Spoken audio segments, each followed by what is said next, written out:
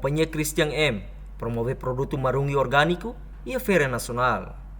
Representante da Companhia Christian M, Sebastião Lopes da Cunha, afirma: marungi nebe será presente e a Feira Nacional ne orgânico, tama produtos e horrores nebe orgânico. Portanto, liu-se a apresentação produto orgânico marungi ne, lo que dalam público, nacional ou internacional, atu conhece dia cliutam produto timor-nian. Companhia Christian M susu governo atu continua apoio jovem empreendedor Sira, liu-se apoia facilidade no equipamento, produção nian.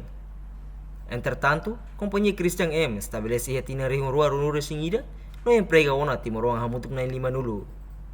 Enquanto, produto Sira ne fan ona iha loja Sira iha dili no município Balong.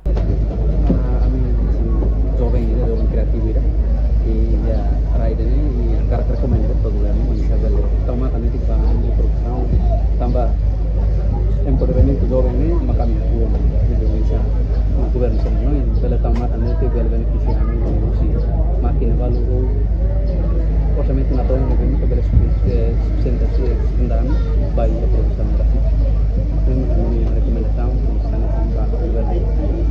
Reportagem Salvador da Costa, Televisão Timor Post.